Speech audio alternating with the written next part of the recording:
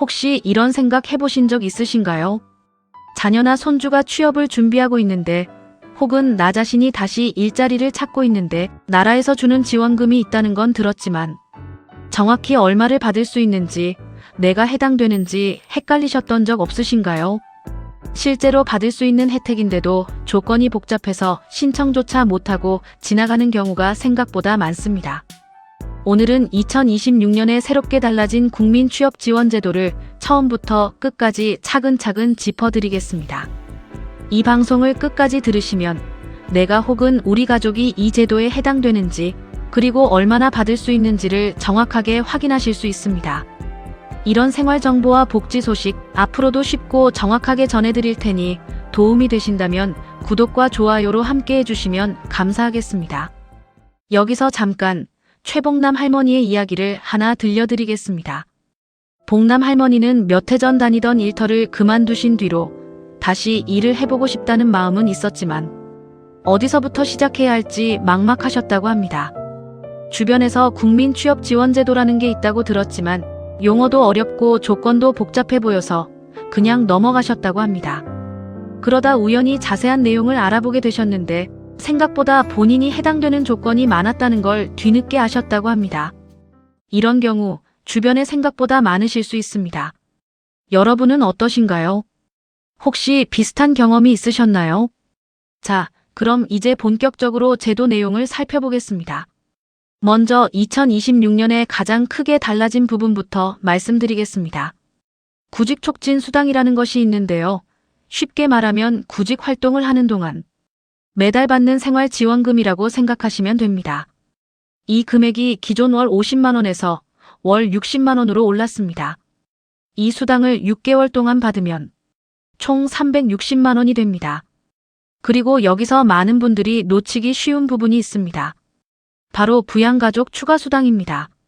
부양하는 가족이 있는 경우 1인당 월 10만 원씩 추가로 받을 수 있고 최대 월 40만 원까지 더 받을 수 있습니다. 이 부양가족 추가수당은 뒤에 말씀드릴 1유형에 해당하는 분들만 받으실 수 있다는 점 꼭 기억해 두시면 좋겠습니다. 또 한 가지, 청년의 경우에는 조건이 더 넓어졌습니다. 청년 특례라고 해서 만 34세까지 적용받을 수 있고 재산 기준도 5억 원 이하로 완화되었습니다. 혹시 자녀나 손주가 취업을 준비하고 있다면 이 부분도 함께 확인해 보시면 좋겠습니다. 여기서 자신의 경우를 한번 떠올려 보시면 좋겠습니다. 나는 부양가족이 있는가? 우리 가족 중에 청년 특례에 해당하는 사람이 있는가? 이 두 가지만 먼저 생각해 보셔도 오늘 방송이 충분히 도움이 되실 겁니다. 그렇다면 이제 가장 헷갈려 하시는 부분, 1유형과 2유형의 차이를 말씀드리겠습니다. 1유형은 기준 중위소득 60% 이하이면서 재산이 4억 원 이하인 경우에 해당됩니다. 청년의 경우에는 소득 기준이 중위소득 120%까지 완화됩니다.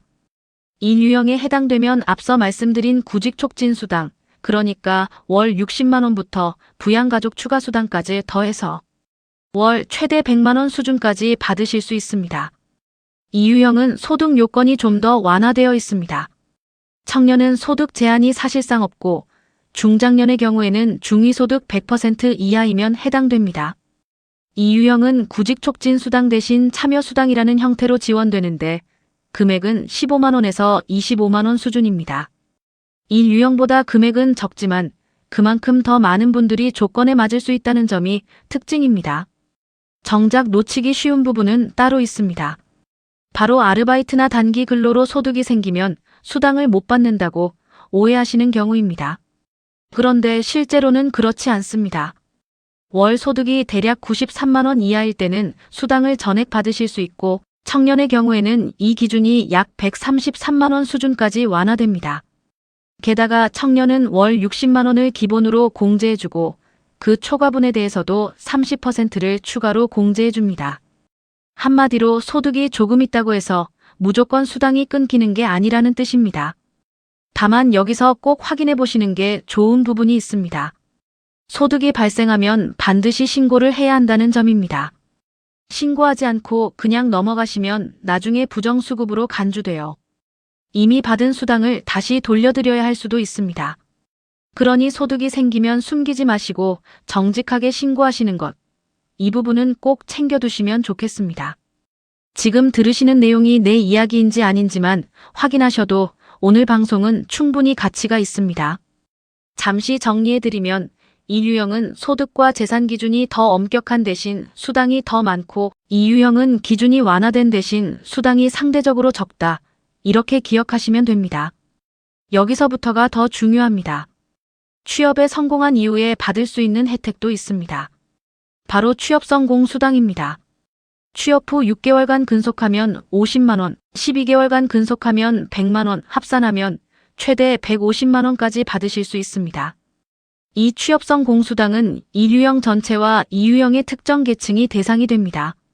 그러니까 이 제도는 구직 기간의 생활 안정뿐만 아니라 취업 이후 안정적으로 자리 잡는 것까지 함께 지원하는 구조라고 이해하시면 됩니다. 다시 봉남 할머니의 이야기로 돌아가 보겠습니다. 봉남 할머니는 이런 조건들을 하나하나 확인하신 뒤에 본인이 이 유형에 해당된다는 것을 아셨습니다.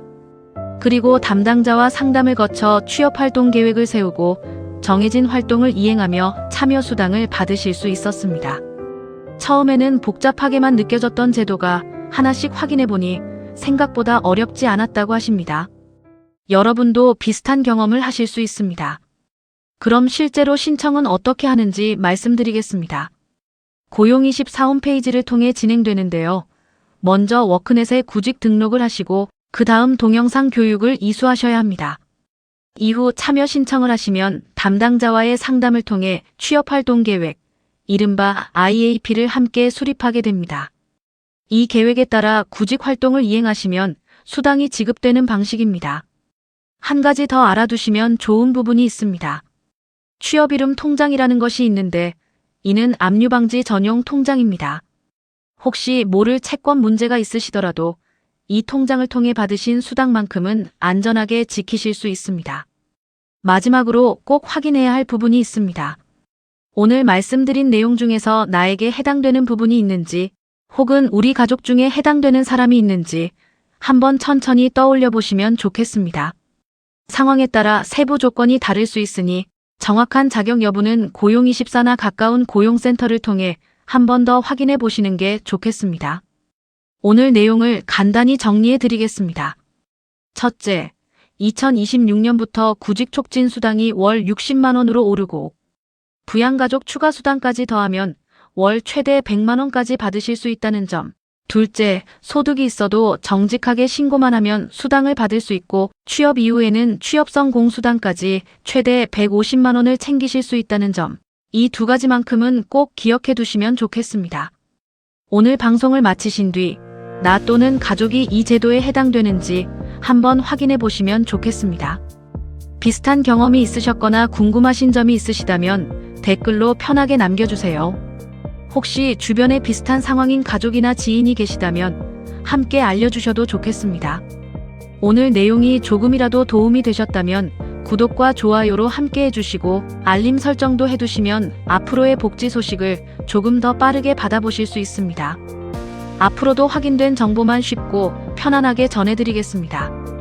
오늘도 끝까지 함께 해주셔서 감사합니다.